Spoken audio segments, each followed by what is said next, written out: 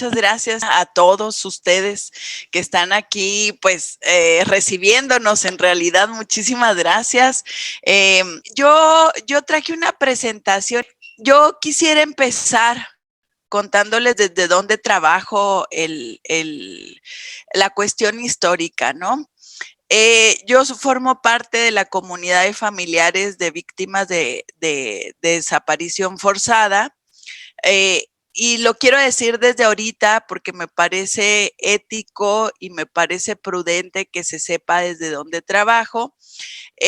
Yo pertenezco a comunidades de familiares, como les decía, soy parte del Comité de Madres de Desaparecidos Políticos. Yo no soy madre, soy hija de una desaparecida política de la Liga Comunista 23 de septiembre. Y bueno, mi etnografía, digamos, mi etnografía sobre eh, el primer acercamiento que yo tengo con el tema es desde esa posición, ¿no? De ahí me embarco, digamos, en una posición jurídica que tenía que ver con las violaciones graves a derechos humanos y posteriormente quehacer de investigación lo realizo. Me doy cuenta que trabajo con historias y es cuando lo hago desde la perspectiva histórica, ¿no? Al iniciar mis estudios, ¿no?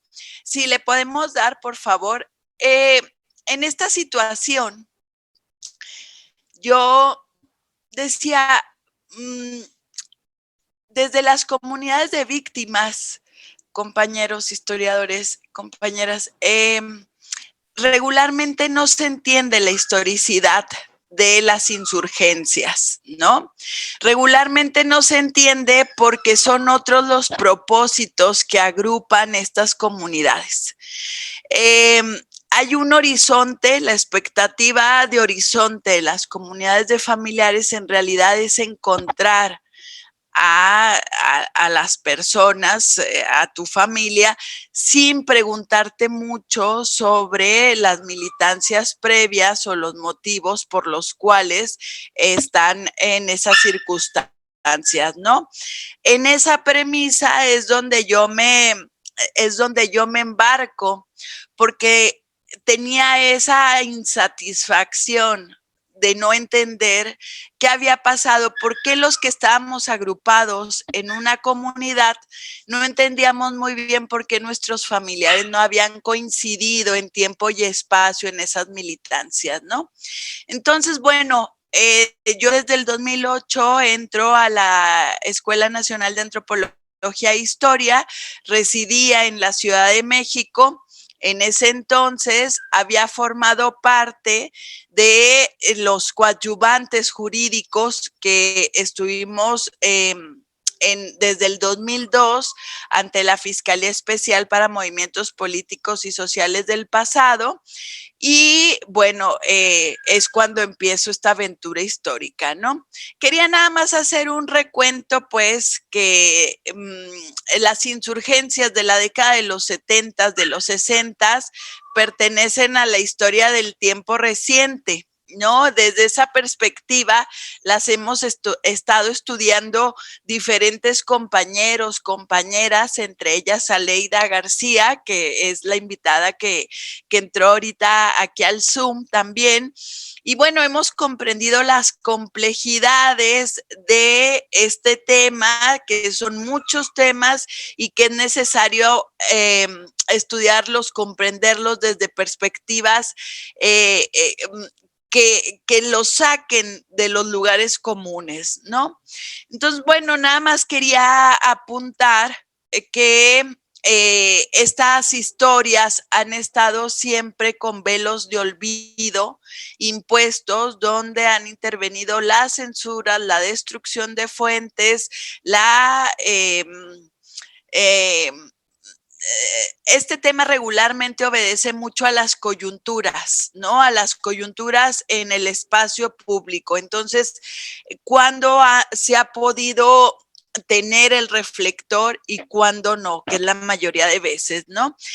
Yo digo que una de las primeras grietas para saber de las insurgencias ha sido o fue la literatura, y en este caso pues tenemos la intervención de Carlos Montemayor, nuestro paisano, que además tuvo un acercamiento muy privado, es decir, amigos de él, como Óscar González Eguiarte, formaron parte de estos grupos, de los primeros grupos campesinos de la insurgencia en Chihuahua, en el Grupo Popular Guerrillero Arturo Gamis. Entonces Carlos Montemayor dedica algunos de sus libros a este tema, ¿no?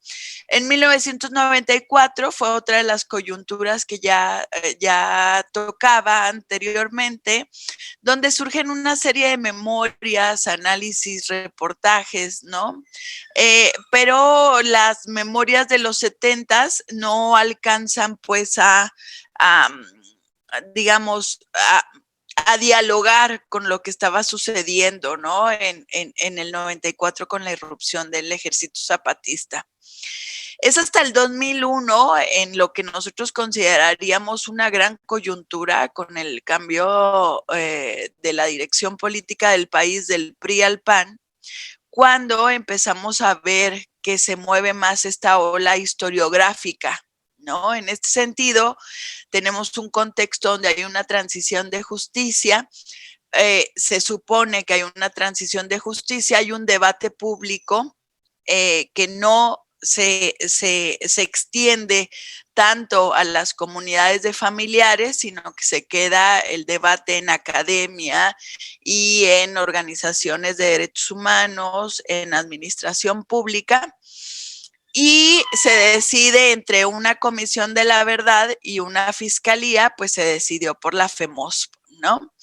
Y también hay con esta, digamos, con esta transición, empieza una producción ascendente de conocimiento sobre las organizaciones insurgentes del pasado reciente, ¿no? Tenemos pues que se abren archivos, eso es muy importante para esta producción de conocimiento, y esto es muy, muy importante también para las comunidades de familiares, ¿no? Regularmente quienes asistimos por primera vez al Archivo General de la Nación, cuando se estuvieron abriendo, cuando la apertura de estos archivos, sobre todo el Fondo de la Dirección Federal de Seguridad y de la de Investigación Políticas y Sociales de Gobernación, las salas, digamos, de consulta, pues éramos asiduos aquellos familiares, sobre todo, pero también eran asiduos periodistas, algunos investigadores. Y aquí esto es interesante porque quisiera poner un punto sobre la mesa, ¿no? En esta producción de conocimiento social, en realidad se empieza a hacer una gran, no gran, porque no ha sido esta tampoco una producción inconmensurable, pero sí hay una producción de conocimiento que muchas veces estos académicos, la academia no ha recaído, pues, que no son los primeros investigando este tema, ¿no? Que no somos los primeros investigando este tema. A mí me queda muy claro porque estuve como un eslabón, como un puente entre las familias que iban a testimoniar a la Fiscalía Especial, y no todo lo que se entrega proviene de estos archivos. Es decir, no toda la historia proviene de estos archivos. Hay archivos que las propias familias fueron juntando de sus seres queridos, ¿no? De quienes fueron víctimas de delitos graves de lesa humanidad.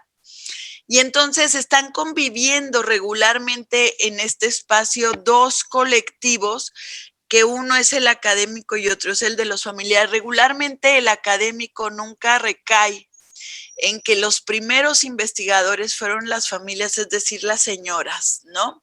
Y eso es muy importante porque nos da también la dimensión ética y metodológica de la que compartimos y que muchas veces ignoramos.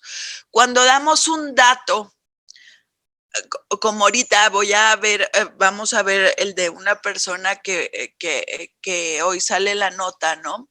En realidad no están partiendo de ceros ni las instituciones ni los académicos que estamos tocando esos temas.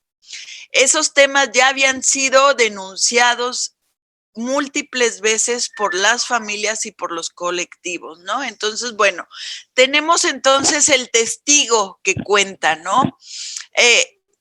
Compañero si le podríamos dar a la próxima.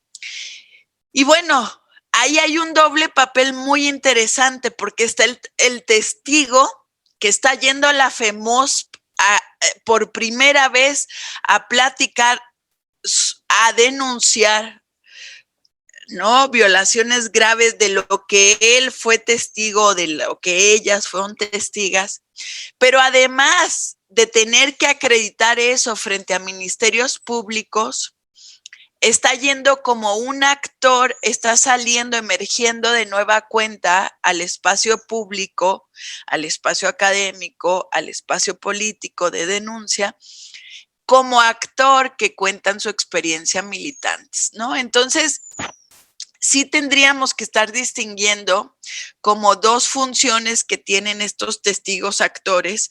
Uno es desde el hoy, es decir, desde el 2002, yo vi, me consta, me dijeron, oímos, y otro es remontarse a un pasado reciente de hace 30 años, entonces 30, 40 años, y decir, esta fue mi experiencia militante, ¿no? Entonces, bueno, a partir del 2002 tenemos una serie de narrativas hegemónicas en lo que podríamos definir como o nombrar como la historiografía insurgente, y la mayoría son voces masculinas muy heroicas y que provienen sobre todo de sobrevivientes de la prisión política, ¿no? Es esta comunidad. Regularmente estamos escuchando un fragmento muy pequeño de lo que son las insurgencias. Estamos de acuerdo en que hubo más de 30 organizaciones político-armadas a partir del 65 hasta el 81, pero lo que se escucha de la Liga regularmente es 1 o 2 años, ¿no? Es del 73 al 75. Eso es lo que ha estado dominando el tema de estudio de la Liga Comunista 23 de septiembre. La mayoría de veces esta comunidad tan heterogénea se niega a sí mismos, o sea, entre ellos mismos, entre ellos actores, entre ellos militantes, se niegan porque no coincidieron en la militancia, ¿no? Entonces eso es muy interesante porque la mayoría de veces estamos hablando de posturas negacionistas frente al otro, ¿no? Donde, porque no se coincidió en la militancia. Y claro que esas obstáculos de comprensión continuarían si seguimos las narrativas como se han venido tratando, ¿no? Es decir, como si fuera una sola cosa, como si fuera una sola organización, un solo proyecto a partir del 73. Compañeros, si le podemos dar, por favor. ¿Dónde empiezo yo mis estudios? ¿Desde dónde me acerco, no? Yo me acerco desde 3 historias de vida a partir de historia oral. En esa línea de investigación. Además, yo venía ignorante completamente de lo que eran las comunidades académicas, ¿no? Completamente. Yo hago mi proceso de convocatoria a la ENA sin conocer a quién iba a ser mis profesores, sin nada. Y entonces a mí me dicen, te toca en la línea del siglo XX con Gerardo Necochea, que ha sido mi tutor desde entonces, y era todo lo que yo conocía. Produzco esta historia que es José Jesús Luis Miguel y Salvador Corral García, Goodbye American Way of Life, nos vamos a la guerrilla. Ese es mi estudio de maestría, es a partir de la historia oral, es decir, de entrevistas. Hago historias de vida, reconstruyo historias de vida desde la frontera, es decir, desde Ciudad Juárez, a partir de estos 3 hermanos. José Jesús, que es el primero, Salvador, que es el de en medio, y Luis Miguel, que es el último. En la reconstrucción de esta historia yo me empiezo a dar cuenta que si no le doy un orden a partir de diferentes generaciones, no puedo entender mucho de lo que está pasando. Salvador, el de en medio, él es fundador de la Liga Comunista 23 de septiembre, luego José de Jesús, su vida está como nubelosa en el sentido de la militancia, no se sabe mucho, él vive fuera de la casa familiar, todos en realidad, pero José de Jesús más, porque egresado del Politécnico se va a vivir a Sonora, es director de la preparatoria de la Unison, y de repente aparecen diferentes acciones del 75 y es desaparecido en el 76, ¿no? Entonces es bastante desconocida su trayectoria. Y lo que me inquieta más y me inquieta de manera, digamos, de cómo se ha venido reconstruyendo esta historia, es que fundadores de la liga, además de que empiezan a desconocer la continuidad del proyecto político, no conocen trayectorias ni lo sucesivo después de que ellos terminan de militar, ya sea por prisión política o por decisión propia. Y Luis Miguel, que es el último, digamos, el que está abrazando ahí a un hermano que en una boda, Luis Miguel forma parte de la dirección nacional de esta organización, que es la organización reconocida como la más grande, ¿no? Digamos, como la que da más eh, y produce una contrainsurgencia mayor y tiene más trabajo impacto a nivel nacional. Y Luis Miguel, que es un líder nacional, digamos, parte de la dirección nacional a partir del 75, su trayectoria es muy desconocida, ¿no? Entonces yo no me explicaba como muchas cosas. Compañeros, si le podemos pasar, por favor. No me sé su nombre, perdóneme.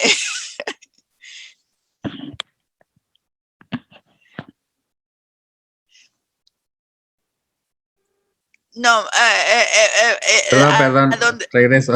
Sí. Perdóneme, ¿su nombre cuál es? Ya vine, a sus órdenes. Yavin, gracias, perdón. Sí, eso es muy rápido. Si quiere le pasamos. De repente cuando empiezo el doctorado, digo, es que por supuesto Juárez, a ver, no era era una frontera, una ciudad fronteriza como podría ser cualquier otra en Sonora, en Tamaulipas o Nuevo León o Baja California, pero empiezo también a pensar que no podríamos hablar de insurgencias en Ciudad Juárez si no tendríamos claros antecedentes de esta juventud. Ya empiezo a guiar la investigación, pero todavía no lo tengo claro, no lo tenía claro en ese momento a través de las movilizaciones estudiantiles. Digo, claro, es que esto tiene que ver con una cuestión generacional. Empiezo a ver en el estudio de caso, que es a lo que ya realizo para el doctorado, empiezo a ver que se titula Ciudad Juárez, Movimientos Sociales e Insurgencia. Al irme hacia atrás explicándome pues los orígenes de la insurgencia, pues empiezo a ver una huelga de la Escuela Superior de Agricultura, Hermanos Escobar, en 1967, que es el preámbulo, digamos, es como el ensayo general de lo que sería el 68. Yari, si quiere le cambiamos. El 68 se va con muchos de estudiantes del Politécnico, yo digo que se lo llevan en sus maletas en los camiones, se lo llevan a la frontera, es muy importante, se reconstruye sin tener ya los cimientos del 67, que ellos se van, digamos, a Chihuahua. Si gusta le pasamos también al otro. Y bueno, hay una huelga muy fuerte de los tecnológicos, eso es muy interesante porque es el germen, digamos, es de donde va a germinar la Liga Comunista 23 de septiembre. Ya no va a ser en la universidad, no va a ser va a ser en el tecnológico, ¿no? Y esto es muy interesante porque además el Estado le estaba metiendo muchísimo dinero al tecnológico porque estaban preparando ingenieros que estaban siendo contratados de manera inmediata para las líneas de producción que recién se estaban estableciendo en la industria manufacturera, ¿no? ¿Le cambiamos, por favor? Entonces, bueno, en Chihuahua y en Monterrey se producen esto es interesante porque tanto la policía política como hasta hace muy poco muchos compañeros historiadores, investigadores, estaban estudiando de manera segmentada los grupos que actuaban en el país, ¿no? A nivel nacional para Chihuahua, pero a nivel nacional para la liga, los triples asaltos bancarios que se van a dar el 14 y el 15 de enero del 72, tanto en Monterrey como en Chihuahua, van a ser, digamos, la apertura para todo este movimiento nacional después conformándose la Liga Comunista 23 de septiembre, ¿no? Pero estos asaltos dirigidos, digamos, en Chihuahua por Diego Lucero, que muere en los eventos o pasando los eventos, y Raúl Ramos Zavala en Monterrey, que también muere en Parque México pasando el 15 de enero, va a ser el 6 de febrero la muerte de Raúl. Ellos son en realidad, aunque estén muertos, ellos son los líderes morales de esta primera generación fundacional de la Liga Comunista 23 de septiembre. Raúl es el que deja el texto fundacional, Diego es un líder, digamos, simbólico, ¿no? Al que van a obedecer diferentes grupos, pese a su ausencia, insisto, y le cambiamos, por favor. Entonces, bueno, tenemos como premisa que hay un rompecabezas de organizaciones insurgentes simultáneos con diferencias muy claros que tampoco hemos estado como dispuestos a verlos, ¿no? El país, en realidad, cuando dicen, hay investigadores que dicen es que esto no representaba ningún riesgo para el Estado mexicano, pues basta con ver los periódicos de la época para ver que había incendios por todos lados, ¿no? De la Costa Chica de Guerrero a Ciudad Juárez, hay incendio por todos lados, ¿no? Y bueno, regularmente, ¿qué es lo que hemos estado leyendo? Cronologías, transcripción de información policíaca de las fuentes de la DFS, y lo que percibo en el estudio es que hay un desconocimiento casi completo de 1975 en adelante. Es decir, ha ganado para el conocimiento y el estudio de la liga en específico, ha ganado, y del MAR, podría atreverme a decir que del MAR también ha ganado la postura negacionista de la generación fundadora, la cual es inconmensurablemente sobreviviente. Podemos encontrar muchos sobrevivientes, o podríamos hasta unos años encontrar muchos sobrevivientes, ¿no? Entonces, ¿cuál es mi propuesta frente a estas narraciones, no? Bueno, es las generaciones políticas, donde la reconstrucción generacional nos permite distinguir tanto las genealogías regionales que van a constituir la organización, que son las herencias en realidad que conforman la Liga Comunista 23 de septiembre. Ello nos permite comprender la periodización por generaciones políticas, es decir, por las personas que compartían experiencias políticas colectivos en un tiempo común, con una identidad y una edad similar, ¿no? Es decir, son coetáneos, pero más allá de la coetaneidad, tiene mucho que ver la identidad, la cultura política que van a compartir, ¿no? Compañero, ¿le podemos cambiar, por favor? Gracias.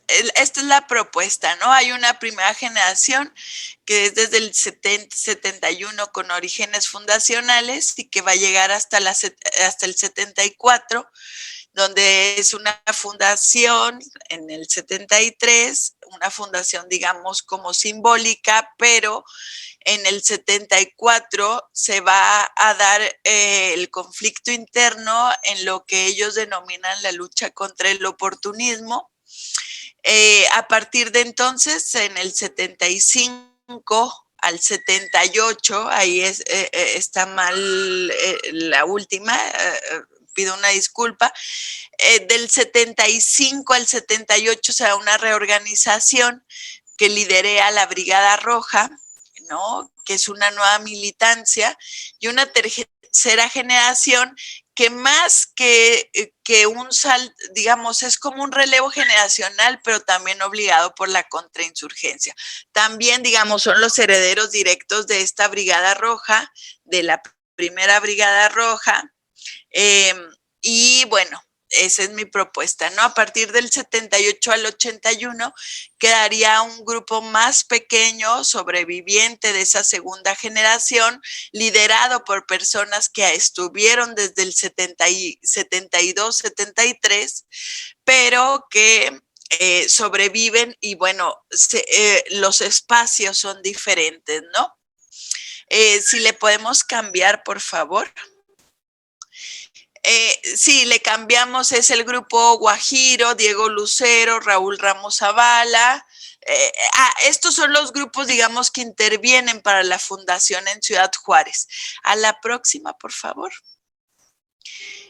Tienen un pasado comunista, muchos vienen de la JCM, los que habían roto, ¿no? Con la JCM. Le cambiamos, por favor. Yo creo que hay un pendiente, es uno de los pendientes que he notado a través del estudio, la investigación de las juventudes comunistas, ¿no? Sé que hay gente que lo ha venido haciendo desde los partidos comunistas, desde la propia juventud. En la provincia me parece que hay, en los estados, sí me parece que hay como los pendientes de investigar estas militancias, ¿no? Los clubs, no se han, por lo menos en Chihuahua me parece no se ha documentado. En Monterrey se ha hecho poco, lo ha hecho Edna Valle, por ejemplo, pero sí faltaría hacer circuitos, por ejemplo, del norte, ¿no? Que es gran parte de esta fundación de la Liga. A la próxima, por favor. Los lacandones. Esta es la persona, Gabriel, el que les decía hoy que salió la noticia de que fue desenterrado su cuerpo, ¿no? Que se le atribuye a la Comisión Nacional de Búsqueda. Bueno, yo diría, en realidad la Comisión Nacional de Búsqueda lo debería de estar haciendo de muchos casos, pero no podría haberlo hecho si no hubiera la denuncia y la perpetua de los hermanos Domínguez Rodríguez, ¿no? Es decir, habría que dar la continuidad anterior de estos casos estuvieron vigentes porque hay muchos casos que no están vigentes y si están vigentes y si llegan a descubrirse los huesos óseos es porque hubo una familia que no quitó el dedo del renglón porque hubo gente que no quitó el dedo del renglón, ¿no? Y son casos que la academia tendría que estarlos viendo, ¿no? Digamos que no son descubrimientos ni académicos ni institucionales solamente, ¿no? Sino que son esfuerzos de familias enteras. A la próxima, por favor. Todos estos grupos, compañeros, Lacandones, Macías, que son los Corral García que estudié en la maestría, que son diferentes grupos, guajiros, procesos, es decir, jóvenes comunistas, Macías, que tenían que ver con Durango, Monterrey, Chihuahua, Lacandones, que tenían que ver con Politécnico, Ciudad Juárez, son quienes van a fundar la liga, por lo menos en Ciudad Juárez. No quiero decir que esto sea en todos los lugares, tendríamos, por eso insisto, hay que ver las genealogías regionales para saber quiénes se juntan y observar que por supuesto tendría que haber conflictos tan fuertes porque eran tan diferentes, ¿no? Porque su reunión también fue muy coyuntural y es lo que hemos sabido casi lo exclusivo que hemos sabido de esta organización. Si le continuamos, por favor. Entonces, bueno, en esta fundación, a partir de esto quiero contarles a pinceladas porque sé que ya vamos cortos de tiempo.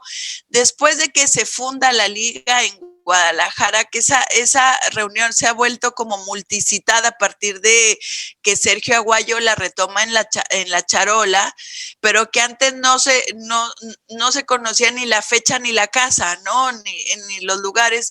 En realidad, son seminarios. Cuando se dice, es que fue la reunión fundacional, eran seminarios, actuaban bajo seminarios, reuniones, esta es la primera reunión nacional, vendrá una segunda y una tercera muy importante, pues, pero a Ciudad Juárez llegan en la Semana Santa, llega Salas Obregón, que es quien retoma, digamos, después de muerto Raúl y Diego, es el que retoma el liderazgo, que justo apenas yo ahora trabajándolo con mi profesor decíamos, en realidad Salas Obregón no lideré a esta primera generación. Está en conflicto perpetuo siempre, buscando el liderazgo de esta primera generación, pero es imposible porque son muy diferentes y tienen liderazgos muy fuertes regionales, ¿no?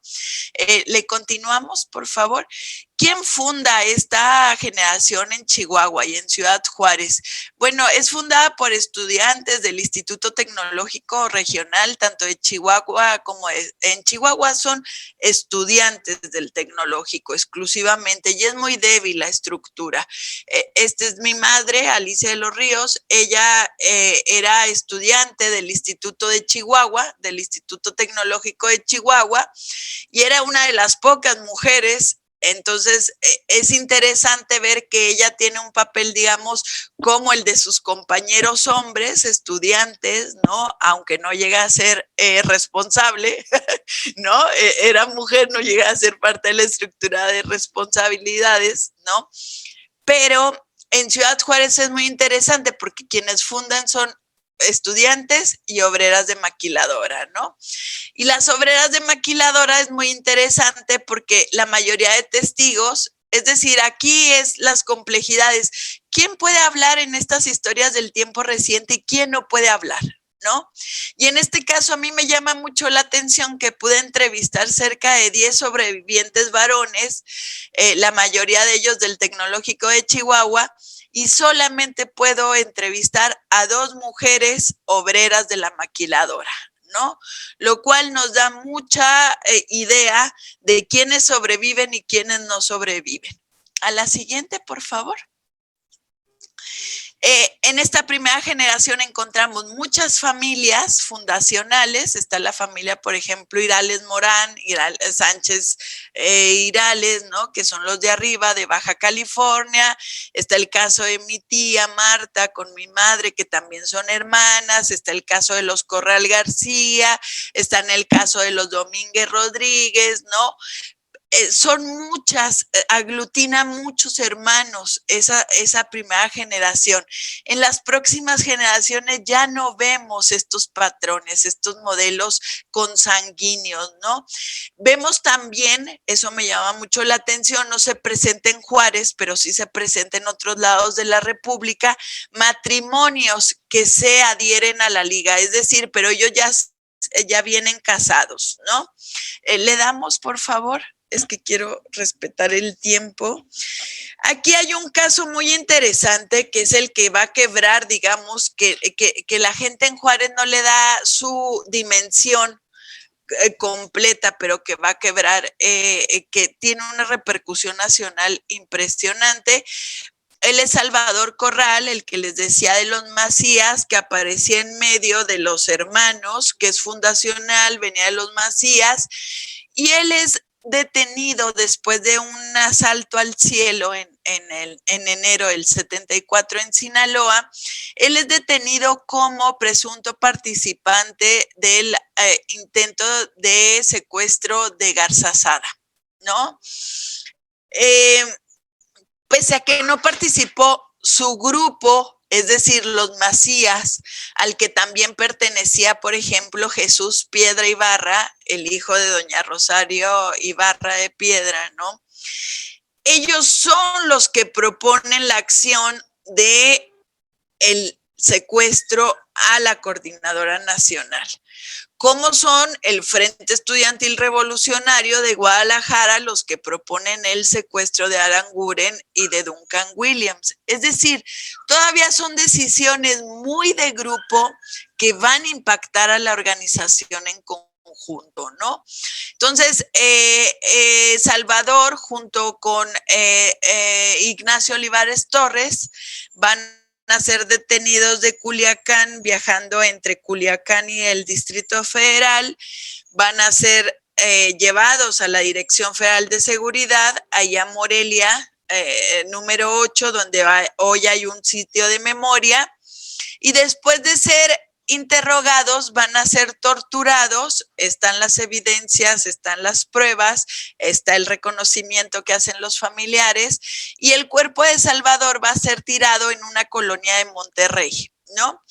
Esto es simbólico porque el cuerpo de Ignacio Olivares Torres va a ser tirado como despojos, digamos, en una colonia de Guadalajara, ¿no? Se supone que es parte de las ofrendas que se le dan tanto por Aranguren como por Garza Sada, ¿no?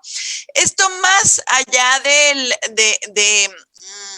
impacta mucho, pero a nivel nacional, les decía, porque va a empezar a causar una fractura que se le va a llamar la lucha contra el oportunismo, que va a ser liderada por Salas Obregón y por la Brigada Roja. Le damos, voy a intentar ya resumir para ir terminando. ¿Qué sucede? Que los grupos de compañeros, de amigos, de hermanos, de primos que habían fundado esa primera generación, pues se van a empezar a resquebrajar, ¿no? Primero, pues porque hay rumores, porque hay desconfianza, hay rumores de infiltrados, etcétera, etcétera, pero también pues porque van viendo que no es un juego la insurgencia, ¿no? Van viendo que hay consecuencias serias, la línea de la insurgencia de la actual. Le damos, por favor, toda esa generación expresa, por ejemplo, ya, ¿no? Toda esa generación de Juárez, y empezaría lo que es la segunda generación, que le decía a alguien, va a ser liderada por la Brigada Roja, que va a poner en primer lugar, ellos acusaban de que las brigadas campesinas, tanto la de las Arturo Gamis, Oscar González Eguiart, que estaban en el Cuadrilátero de Oro, como la Bres, que estaba en la Costa Chica de Oaxaca, como la Genaro Vázquez en Guerrero, eran pequeño burguesas, militaristas, y entonces ellos van a dedicar su trabajo a dos cosas. Una, la eliminación de policía, de ejército, y otra, sobre todo, que los va a ocupar su militancia es la distribución, la redacción, la impresión y la distribución del periódico clandestino Madera, ¿no? Y es cuando les decía que Luis Miguel Corrals de Ciudad Juárez va a ser una parte importantísima de la dirección nacional, pero a partir del 75-76 esta historia es casi desconocida. Es decir, no digo que no se conozca, pero esa primera generación que queda mucha en prisión política y muchas se salen, ¿no? Renuncian a la liga. Es una disputa de ese proyecto político, la liga, ¿no? Se disputa el proyecto político de la liga y se disputa entre una primera generación de fundadores y entre una segunda generación mucho más joven, que no proviene de movimientos estudiantiles, obreros, etcétera. Es decir, no tiene pedigrí esa segunda generación, ¿no? Y está en la Brigada Roja. Aquí es muy interesante porque bien Salas Obregón es detenido desaparecido a partir del 25 de abril del 74, pero es justo esa generación a la que va a liderar, aunque no esté, ¿no? Va a ser su referente teórico militar, que va a durar hasta el 81, vamos, diluyéndose en el tiempo, pero por lo menos del 75 al 78, 74, a partir de su desaparición al 78, va a liderarlo, ¿no? Le seguimos, compañero, ya pretendo. Hay una segunda generación que es como digamos con la que he podido hablar, pero es muy poca gente la que sobrevive a esta segunda generación y sobrevive porque llegan a la cárcel, ¿no? Esa es lo que les garantiza la sobrevivencia, la prisión política a esta segunda generación, ¿no? José Luis el Padrino, todos ellos son de Juárez. José Luis el Padrino, Amanda Arciniega es muy interesante, es la última presa política en salir hasta el 89, ¿no? Lo cual nos dice que sí hay una supervivencia del proyecto. Y yo creo que en mucho, cuando ellos se resisten a hablar porque una, no les creen, o sea, no los consideran, se les ha considerado, digamos, en esta valoración moral, ¿no? Que se hacen los fundadores, se les considera, digamos, como aquellos que, los bastardos, ¿no? La historia que no fue, es muy raro, ¿no? Entonces, bueno, está Amanda, está Trinidad Morales, ¿le seguimos? Por favor. Sí, si quieren, bueno, me gustaría nada más decir que estas son las dos obreras con las que pude hablar, ¿no? Con Amanda y Dulce, una sale de la, digamos, de la liga, pasa a la prisión política en el 80, Dulce sale como entra, sale por decisión propia de la liga, son procesos sumamente diferentes, pero ellas dos han sido, digamos, el canal, las voces que nombran a quienes no pueden, ¿no? Las mujeres en Juárez tienen una doble subalternidad. Son obreras de maquiladora y son mujeres, ¿no? Entonces eso es muy interesante en este. ¿Le seguimos, por favor?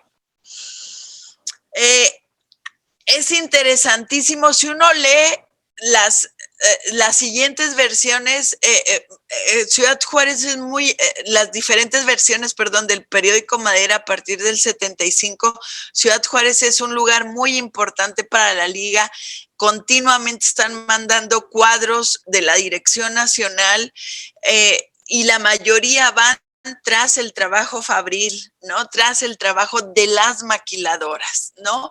La brigada obrera, por ejemplo, femenil, ha sido muy difícil la reconstrucción porque la mayoría son anónimas, ¿no? Y entonces es algo que tendríamos que hablar. Ella es Cruz Elena Montoya Ortiz, por ejemplo, que es muy interesante porque ella forma su brigada con compañeros de la secundaria y son muy autodidactas. Cae en la cárcel en el 74, después de 2 años y pico de meses, es liberada por un tribunal federal y en vez de irse a su casa, su papá era el vocero del municipio, era un periodista muy reconocido en Juárez, en vez de irse a su casa se va a la Ciudad de México a reincorporarse a la liga, ¿no? Donde muere. Primero es pareja de Luis Miguel, que les digo que era Dirección Nacional, después tienen un hijo, al hijo lo mandan, como a muchos mandan a las casas familiares, y ella después de Luis Miguel muere en un combate en el 77, ¿no? Le seguimos. Hay historias de las cuales desconocemos todo, como Elba, que muere combatiendo en una casa con la DFS. Ella estaba embarazada de David Jiménez Sarmiento, el que era el líder de la liga en ese momento.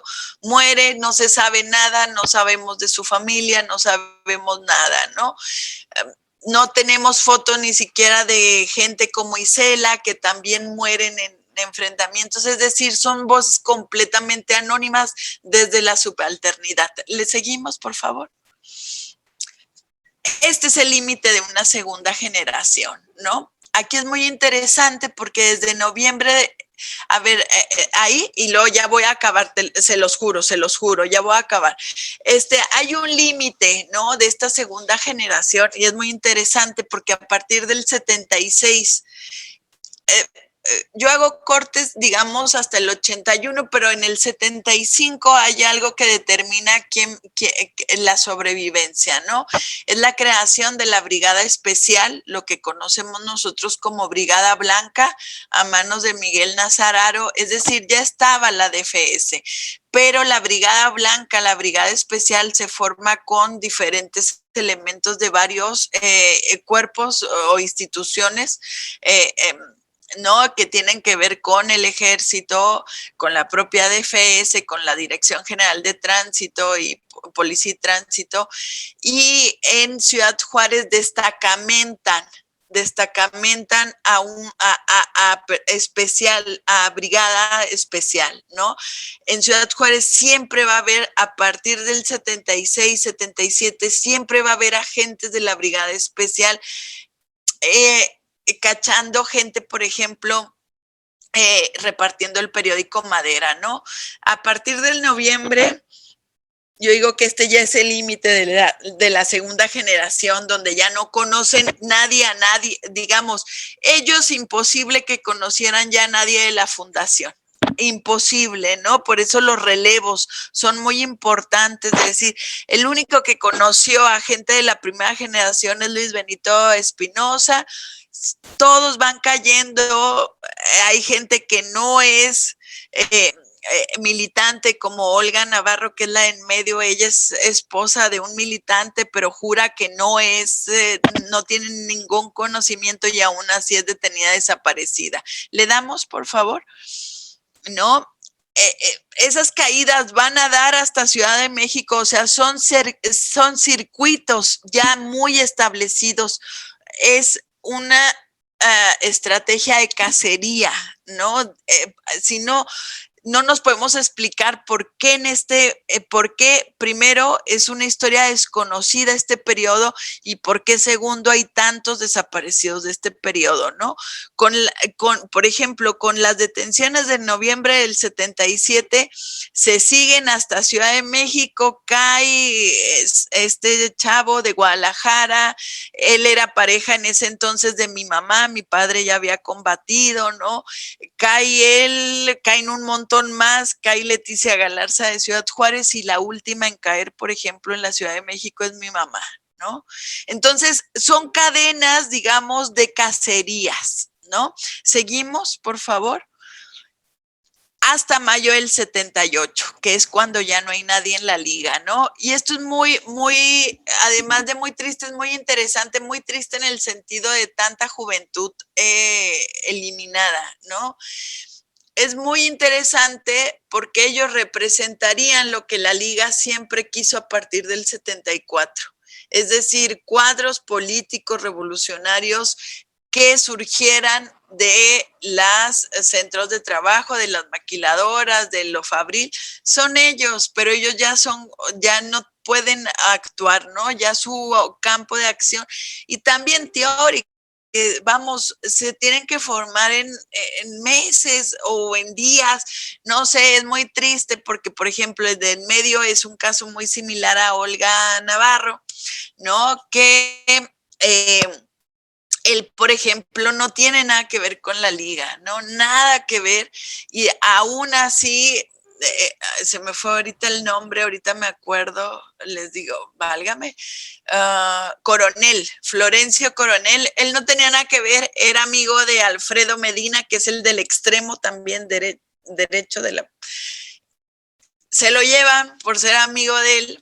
Alfredo Medina sí es rescatado, es uno de los únicos rescatados, que es muy triste porque después vuelve a ser desaparecido por violencia criminal, digamos. Era abogado y vuelve a ser desaparecido por violencia criminal. Por último, sí, nada más sí podemos poner esa la última de la señora, ya para acabar la... Sí, demos segundo, no sé por qué se me... Sí, y bueno... Pero, bueno. Sí, era la última donde pongo ya, digamos, los pendientes, ¿no? De toda esta historia, digamos, que pareciera que son muy pocos años, pero que que ellos mismos te dicen, ¿no? Cuando nosotros, los testimonios te dicen, cuando nosotros hablamos de un año significaba para nosotros 10, ¿no? Entonces habría que entenderlo con esa, ¿no? Las periodizaciones generacionales. La tercera generación, que es hasta donde llego, pues es más bien un relevo propiciado por la propia contrainsurgencia, que tiene como procesos simultáneos las amnistías de muchos presos que evidentemente ya no se pueden reincorporar, ni les interesa, ellos van a sobrevivir y las mujeres van a sobrevivir de una manera terrible, mucho más costosa para los hombres que para los hombres. ¿Hay alguna reincorporación a esta tercera generación de algunos integrantes de la primera generación? Ahorita estoy trabajando entrevistas con una persona que es de la primera generación, se reincorpora hasta la tercera. Y bueno, es un proceso pendiente de reconocer para los militantes, sobre todo, está pendiente de documentar en el contexto de la reforma política y también de la formación de comunidades de familiares que ya están buscando a las personas desaparecidas y que de repente tenemos que hay una huelga de hambre en la Catedral Metropolitana y en ese mismo momento la Liga está, no sé, secuestrando a Margay, ¿no? El hijo de este filósofo universitario. Entonces, yo creo que hay un pendiente grande de esta tercera generación. Yo ya no la abarqué, en Juárez ya no hay una tercera generación, más sí hay juarenses en la Ciudad de México todavía combatiendo en esta tercera generación, que ha sido como muy tratada sin respeto, tratada con mucha